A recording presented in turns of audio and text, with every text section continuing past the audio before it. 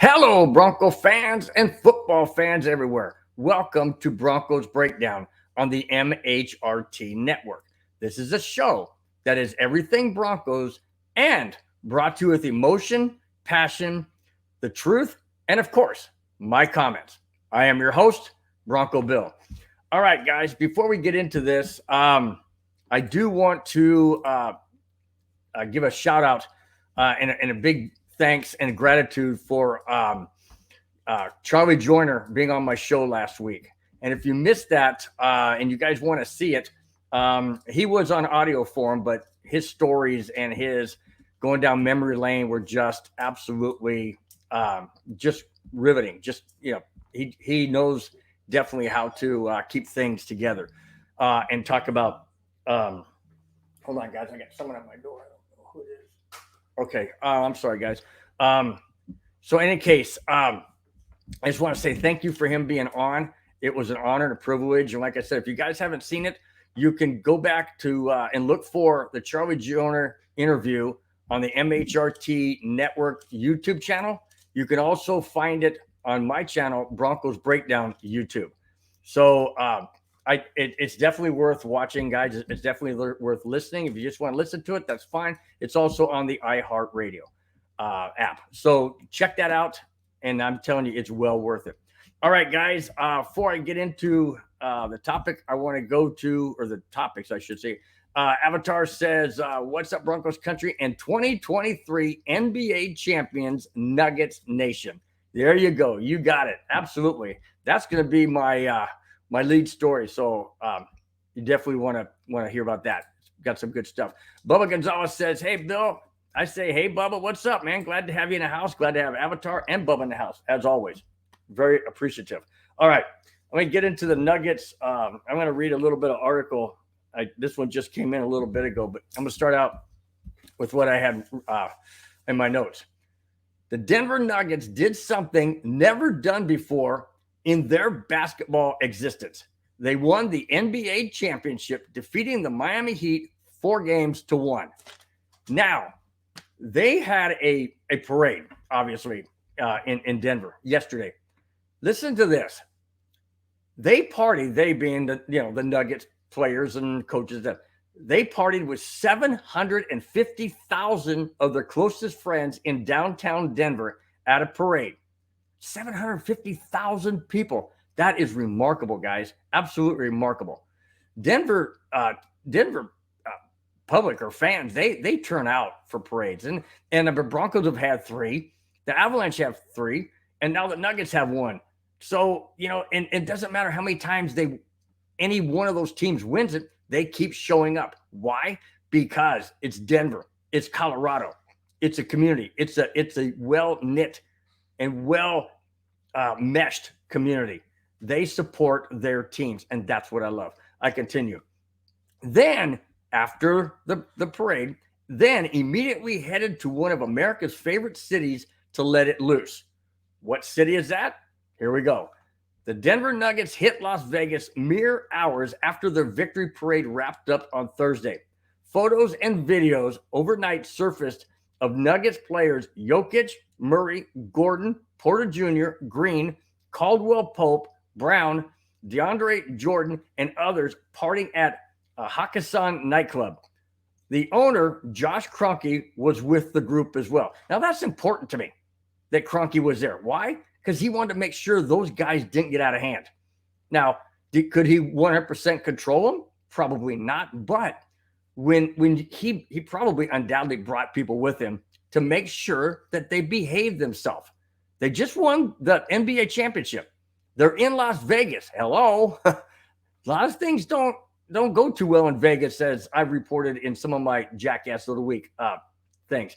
Anyways, says Nuggets kept the party going at Hakkasan nightclub in Vegas last night and into this morning. Got that right. They're one happy bunch of people. And I totally don't blame them. Absolutely don't blame them. So anyways, it says here, I love this part. This is pretty cool. An article from the Las Vegas Review Journal says DJ Pauly D of Jersey Shore fame was rocking the club and wearing a Jamal Murray jersey. Jokic was brought a bottle of vodka from his home country of Serbia. How cool is that? How cool is that? That's pretty awesome. Pretty awesome. I conclude with this. If their summer, being the Nuggets, if the Nuggets summer is anything like the Avalanche's a year ago, get ready, because this won't be the last time we see the team out and about having a great time. There you go.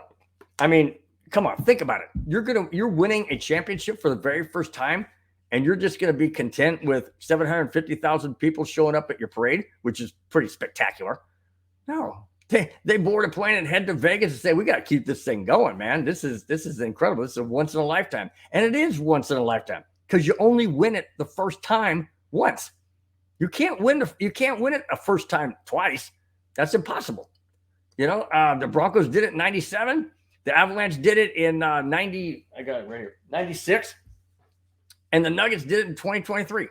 There's only a first time once. So congratulations to the congratulations to the NBA champions, Denver Nuggets. Enjoy yourself. Have a wonderful offseason, and you totally deserved having a party like that. Absolutely. No doubt about it. Let's see. Avatar says Nuggets have a 96% chance of keeping their team together. Well, that's good. That's what they need. A lot of times what happens is, you win a championship, but we all know, being Broncos fans and Avalanche fans, you win a championship, and what happens? Your team gets split up. Why? Because you can't pay everybody.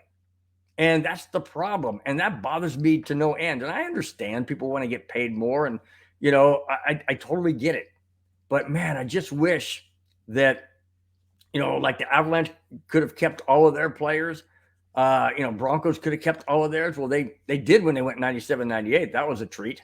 So, I'm just very, very excited for the Nuggets. I'm not a huge basketball fan. That's like, I don't know, it's not on my top 2 or 3 favorites. But doing the neighborhood with Madungus Creevy and myself, I've really come to appreciate and respect this team for what they've done and the hard work. They're a fun team to watch. And that Jokic kid, oh my gosh, is that guy amazing. Absolutely amazing. Once again, congratulations to the NBA champions, Denver Nuggets. All right, I move on. Okay, now it's time to spin it to football. Last Friday, and I was telling you that I was doing the show with Charlie Joyner on as my guest. I didn't get to any of the topics, so I'm going back. Last Friday, the Minnesota Vikings released Dalvin Cook after 6 seasons. Minnesota couldn't find a trade partner, so the release freed up $14.1 million in cap space. Cook turns 28 in August, and although that isn't old by a person's lifespan, it is considered old, in quotes, old in football terms. Well, that's very true. It is considered old in football terms. But Dalvin Cook, to me, isn't washed up. And the reason why I brought this up is, do the Denver Broncos take a chance on him? Do the Broncos look to Dalvin Cook's agent and say, hey, we'd like to bring him in, see what he's got, see what he can give us? Why not? Again, I've mentioned many times before, guys, we don't know what we're going to get from a Javonte Williams. We don't know what or how he's going to hold up by being hit numerous times in a game or a series of games or in a season. We don't know that. Sure, he looks great in OTAs. That's phenomenal. But you're not going to get clocked and hit hard by your own teammates like you would by a team like, say, the Kansas City Chiefs or the Vegas Raiders or the LA Chargers. You're not going to get hit like that. You're just not. And we don't know. So why not have a Dalvin Cook? Why not bring him in? People say, well, who are you going to release? I'm not releasing anybody. Maybe put them on the practice squad. That's not releasing them.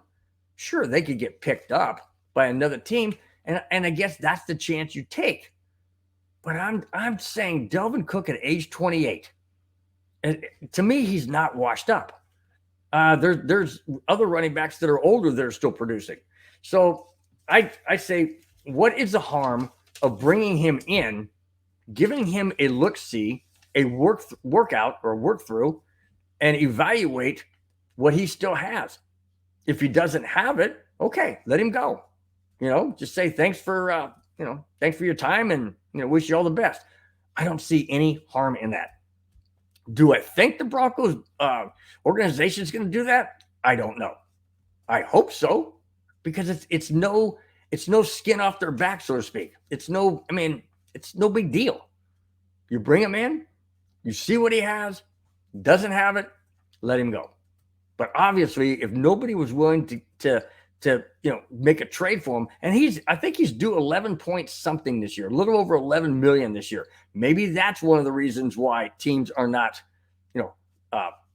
going head over heels to try and sign him or bring him in. He's probably going to ask close to what the cap space would be at 14. Is he worth 14? Is he worth 11 at age 28? I don't know. He lost a little bit last year, so I'm not sure. But if he was willing to take less, like say 7 or 8 mil, I say Denver should bring him in and at least give him a look-see as to what he has. All right. Now, the topic of the show is called, Can Vance Joseph make it work? Make it work how? Here we go. Former Broncos head coach Vance Joseph reached out to another former Bronco head coach, Wade Phillips, in regards to coming back as a coordinator after being their head coach in previous years.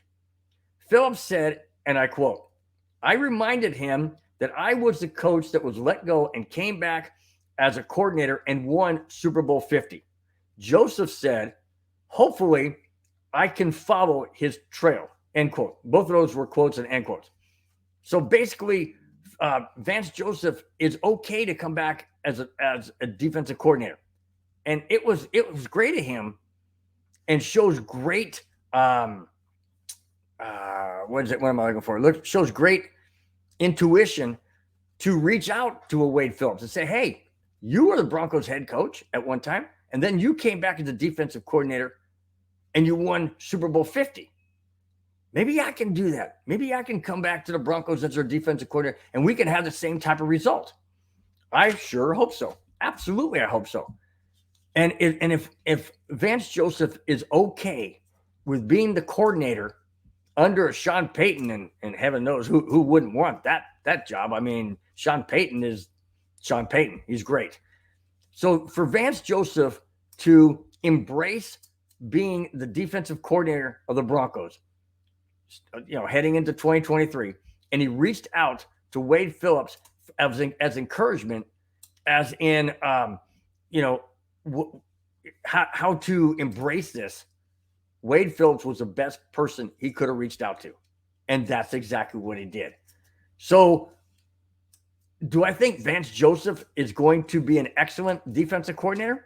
I don't know. I mean, he obviously, he has the capability. Sean Payton believes in him, and that's why he hired him as a defensive coordinator. So if Sean Payton, obviously looks at this and says Vance Joseph can do a phenomenal job, I'm bringing him in, then it's okay with me. And as long as Vance Joseph wraps his head around this and does the best possible job he can as being that defensive coordinator, then I'm all in. But I said that last year when we had Hackett. I would drink that orange and blue Kool-Aid all day long, because it was the hype. It was the emotion. We had Russell Wilson coming in. We had Nathaniel Hackett, a great offense coordinator with Green Bay Packers and Aaron Rodgers. Well, that didn't work out too well. But Sean Payton is not Nathaniel Hackett. And Nathaniel Hackett was nowhere even close to Sean Payton. So, yes, I do feel that Sean Payton will get the best out of Vance Joseph one way or another. As long as Vance Joseph just totally consumes what Sean Payton wants from him and then gets the best out of the Broncos players, Denver will be okay. All right. On a sad note, actually, I have back-to-back sad notes I hate to bring, but it's out there, so I got to bring it. Broncos Ring of Fame kicker Jim Turner passed away at the age of 82. Turner was on the New York Jets Super Bowl championship team in Super Bowl III, the only championship the Jets have ever won. and later he played 9 seasons for the Denver Broncos. Turner retired. At the time, Turner retired as the NFL's all-time field goal leader with 304 field goals. Wow. Jim Turner, I remember watching you. Absolutely remember watching you. No, I don't remember watching him on the Jets in Super Bowl III. I was way too young for that. But I do remember Jim Turner on the Denver Broncos. I believe he wore number 15. He's in the Broncos Ring of Fame, like it stated. And my heart goes out to his wife and his family and Broncos country and definitely the Broncos organization. Jim Turner, may you rest in peace. All right, let's move on. Another sad note, this is way too young, and we're having way too many young people. Here it is. Son of Baltimore Ravens legend and Pro Football Hall of Famer Ray Lewis has died. He was not Ray Lewis's son, which is Ray Lewis III. He was 28 years young. Details of the circumstances surrounding his death were not yet known. This happened yesterday, Thursday. Rashawn Lewis, Ray Lewis III's brother, said, and I quote, he was a true angel. I pray you're at peace now because I knew how much you were really hurting. I love you. I love you. I love you. End quote. Wow. 28 years old. Don't know what happened. I'm not going to speculate, but that is extremely, extremely sad. My heart goes out to Ray Lewis, his family. Apparently, Ray Lewis III was one of 6 children that Ray Lewis has. And sadly, one of them has passed away at the tender age of 28. Ray Lewis III, may you also rest in peace. All right. Now, we go to primetime. Not primetime on TV, not primetime in any sport, but primetime. NFL legend and Colorado Buffaloes head coach Deion Sanders' doctor says primetime could lose his entire foot due to a medical condition. What the heck? Sanders has said, and I quote, standing all 4 quarters causes my foot to be extremely painful and hard to stand, end quote. Wow. I'm kind of wondering if that has anything to do with playing football. Injuries, maybe twisting an ankle. I don't want to speculate, guys. I really don't, because I don't know what it is. You just said medical condition. Could be a lot of things. Absolutely a lot of things. Could be diabetes. I don't know. I'm not sure. It could be a host of things. But I wish Deion Sanders all the best. I mean, being a head coach on the sidelines, you're pacing back and forth. You're walking up and down the sidelines. I've never seen a head coach just actually sit down. So I don't know what's going to happen here. I don't know what the parameters could be. I don't know if the NCAA, has stipulations that, head coaches have to stand the whole time. They can't sit down. I don't know. I have no clue. But I thought that was extremely interesting. And that came out of the blue on my phone. I'm like, what the heck? I tried to find more articles on it and everything like that, but basically that's all it says. So I wish Deion all the best. I know that he's excited to be the Colorado Buffaloes head coach. He's excited to be, in Colorado and loves the state and loves the football team. And I just wish him all the best. I mean, he hasn't even played an or even coached an NCAA game yet. And then now this. So I'm hoping there's some accommodations for him. I'm hoping that that he gets better. But if his doctors are saying that, as far as, I don't know. Are they saying it because he's standing all the time? Most likely. Walking, moving, I don't know. I have no idea. But that to me is, like I said, I wish him all the best. Absolutely wish him all the best.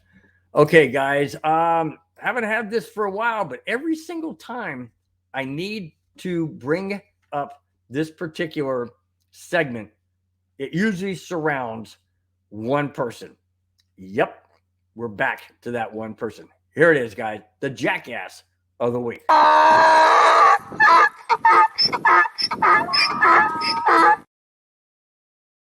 All right. Well, see if any of you out there guessed it. The jackass of the week goes to none other than the one who's been the jackass of the week most of the time on my shows, Antonio Brown. I just don't understand this guy. I really don't understand. But here we go. The National Arena League has kicked out the Albany Empire from the league yesterday, Thursday, after team owner Antonio Brown failed to pay either a required fee or a fine, he received after recent comments. The National Arena League said a team accountant told officials, and I quote, that it didn't seem like Mr. Brown, I don't know if I'd call him Mr., but he's being polite, that it didn't seem like Mr. Brown was going to pay the assessment or the fine, end quote. That led to the league removing the Albany Empire. Antonio, what in heaven's name are you doing? I mentioned a couple of shows ago, maybe a month or so ago, that Antonio Brown has been in and out of trouble. This guy just can't seem to keep his freaking nose clean and do the right thing. He fired or released, I should say, both of his quarterbacks last week after they lost and fell to 1-6. He fired both of them. Well, how do you do that? Now you fire both of them. You don't have a quarterback. He hasn't paid some of his players. I mentioned this. This is all I'm mentioning, several shows ago. He hasn't paid some of his players. He's locked out players from their hotels. This guy's a basket case, an absolute nut job. How in heaven's name do you not pay these guys? I mean, you want to own a team? You want to be respected? Antonio, you've gone around saying you don't get any respect. You don't get respected. You get this and that. Well, you've earned not to get respected because you don't show respect. You don't show what you're supposed to do as an owner. As an athlete on the field, you don't go and take your freaking jersey off and parade around the end zone and go in the locker room and walk off the field like you did in Tampa Bay. You don't do that. You don't go into a pool in a public pool and then expose yourself to an elderly woman wouldn't say elderly. I don't know how old she was, but she was, she wasn't in her 20s. You don't do that. What is heaven's name is wrong with you, man? Seriously? And now you're not paying these guys, and you're not going to pay the assessment. And you're not going to pay the fee or the fine. So what else was the National Arena League supposed to do but kick you out as well as your team? Antonio, I'll tell you what, man. If it was anybody else but you, probably be in jail or wouldn't be allowed to even own anything. But you're Antonio Brown, and somehow, some way, people keep giving you things they shouldn't, keep allowing you to do things you shouldn't. I just don't understand, man. I don't get it. Absolutely don't get it. I mean, we all got to pay bills, dude. I pay bills every freaking month. I know they're not as high as yours, but I ain't making the money that you did. So it's all relative. You pay what you have and what you can afford. Wow. Antonio, I would like to say I wish you the best. I don't even know if you know what that is. I don't even know if you even comprehend what the best is, because you obviously haven't been able to figure out how to just do the right thing. Whew. Well, I feel more bad for the players and the coaches, because they're the ones that are getting screwed here. They don't have a team anymore. They're not involved in the league anymore. And these guys love football and they want to play football. But then Antonio Brown comes in and just screws the whole thing up. Unbelievable. Like I said, I just feel sorry for the players. I really do. It's their livelihood. They're making money, or well, they should be. They should not have gotten paid, but according to Antonio Brown, that ain't gonna happen. Wow. Unbelievable. Feel so sorry. Okay. Rich says, "Hey Bill." I say, "Hey Rich, nice to have you in the house. As always, appreciate it so much." Rich also says, "What was the fine for?" He was fined, Rich. He was fined. Let me go back to that because I think it's right here. Um, I didn't read it what the fine was, but it says that it said Brown is not going to pay the assessment. So apparently he needed to pay money to the league for like I don't know if it's like being part of the league or there was some money that like owners pay into, like the NFL owners have to pay in to be in the league up front. So apparently he didn't do that. So they fined him, and he's not going to pay that either. And he hasn't paid his players. So, and like I said earlier, he locks players out of the hotel room. I mean, the guy is a complete basket case. And he's unbelievable, just absolutely unbelievable. But I don't know the actual reason for the fine, but I'm assuming, we all know what happens when you assume, but in any case, I'm thinking or leaning towards the fact that he's had these assessments that he hasn't paid, so they levied a fine on him, and then he didn't pay that, so they just kicked him out. So the end of Antonio Brown so far. He'll probably resurface somewhere and do something else that'll get him on the Jackass of the Week, but he's back on, obviously, in this show because of those stupid moves. All right. This is interesting. And I've got a take on quite a bit of, well, let me just get into it. All right. Forbes, we all know what Forbes is. They're the ones that come out with, financial assets and, income and things of that nature. Well, Forbes has listed 13 NFL teams among the top 25 as most profitable. All right. Who do you guys think was the most profitable? New England? Dallas? Yep, you'd be right if you said Dallas. Dallas profit income, obviously, profit income is number one with 1.17 billion with a B, guys. Everybody else is in the millions. Dallas is the only football organization that's in the billions for income assets. Wow. Well, of course, they call themselves America's team. You got Jerry Jones. You got, everything that the Cowboys stand for, their marketing, their cheerleaders, their stadium that's basically open 365 days a year to do whatever. They've got tours. They've got all kinds of stuff. So it doesn't surprise me that Dallas is number one because Jerry Jones won't have it any other way, pretty much. There's a couple of teams on there that are ahead of Denver in the income revenue that is very, very surprising to me. Number two is the New England Patriots at 623 mil. Houston, of all people. Houston, 356 mil. Where does Houston come in? How do they come in that higher than Denver? 356 mil for the Texans? Why? Because they're in Dallas? Because they maybe piggyback off of some of the things that the Cowboys, but Cowboys are NFC and Texans are AFC. So I don't know. Maybe it's a Texas thing. I don't know. But that surprises me that they're ahead. The Giants are 333 million. Well, they're New York, so they're going to get support. Giants reign more superior over the Jets when it comes to merchandise and ticket sales and all that kind of stuff. So that doesn't really surprise me. Los Angeles Rams, 318 million? Really? Ahead of Denver?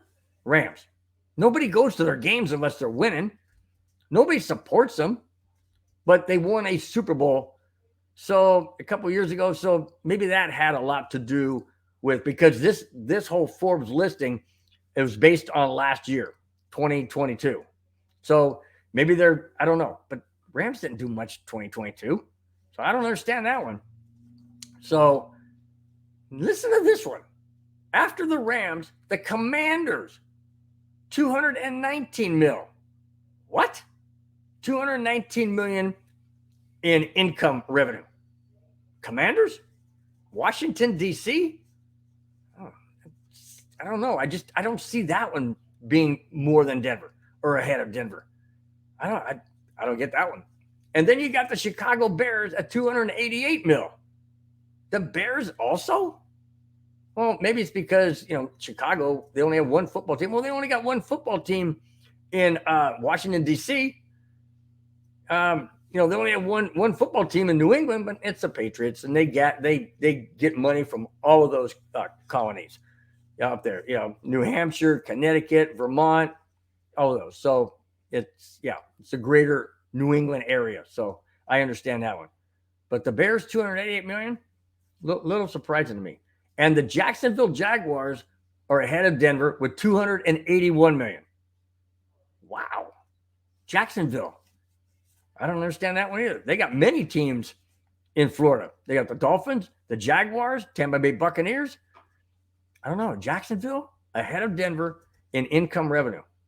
Interesting. And then Denver at 266 million. That's unbelievable. That's absolutely unbelievable to me. I can understand Dallas, New England, the Giants because they're in New York, but that's about it. I do not understand Houston or the Rams, the Commanders, the Bears, or the Jaguars. I just don't understand that. Absolutely don't. Is it marketing? Probably. Absolutely. Has a lot to do with it. But Denver, last year didn't have that good of a team, obviously. Only winning 5 games. But Houston didn't have that good of a team. How are they ahead? That's what I'm saying. I don't get how they do their analysis or whatever, but it just caught me off guard. And I thought that was quite interesting that Denver was below all of those teams, and most of them I don't agree with. But I'm not the one doing the survey, or I'm not the one doing the calculations, so I don't know. This one, this is a lot shorter show than my normal shows because it's not a whole lot of stuff going on during the off season. But this one is a feel-good story, and I really, really like this. And one of the main reasons why I really like this segment is because there's a lot of dislike for ownership of sport teams or NFL teams, where they don't have your back. And if there's a player and they want to save a few bucks like Minnesota did with Delvin Cook, they just kick you to the curb, basically, let you go. They try and find a trade partner, doesn't work. Hey, sorry, man, we're going to cut you. So I understand that, to a point. But then again, these are the guys' livelihoods. And then sometimes there's a situation that is totally not in your control. Absolutely not in your control. Well, obviously being cut is not in a player's control either, or being fired as a head coach. But that is in your control to a certain degree because you're the head coach and you should be winning more games. This is completely different than that. So I'm just going to get right into it. But I love this story because it is such a feel-good story that tells me that there are ownership groups and there are ownership families, a family that owns a team that does the right thing. And this is what I love. Here it is. When Hurricane Ian hit land last September, it caused $112 billion in damage. Some of that damage was priceless for former Minnesota Vikings general manager Rick Spielman. A 12-foot wave crashed through his home and wiped out all of his possessions, including 31 years worth of game footballs. However, the Vikings made a heartfelt ending to that situation. Minnesota Vikings reissued all of the game balls that Spielman earned throughout his time as a Vikings general manager. Spielman said, and I quote, "I wish I could put into words how special the Wilf family is. I lost all of my Viking game balls during Ian and its catastrophic hurricane. To my surprise, I received a box replacing all of those treasured footballs. I was truly blessed to work for the Wilf family, and thank you from the bottom of my heart. I will never, ever forget what you've done." End quote. Wow. You talk about doing the right thing as an ownership. The Wilf family didn't have to do that.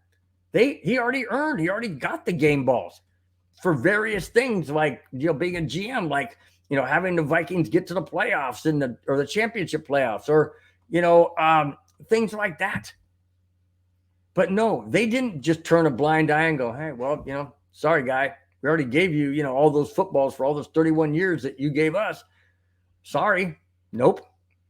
They had a box shipped to his house with every single duplicated football exactly the way it was before, with, well, obviously brand new footballs. They can't retrieve the ones that were damaged. Brand new footballs with exactly the wording on it and everything that it had to say on those footballs were sent to Spillman. That, to me, is what ownership families should do. And that's why, that's why I love Pat Bowen and his family, because they would do the same thing. Because families have a little bit more interest and a little bit more heartfelt connection to their team, because to them it is family.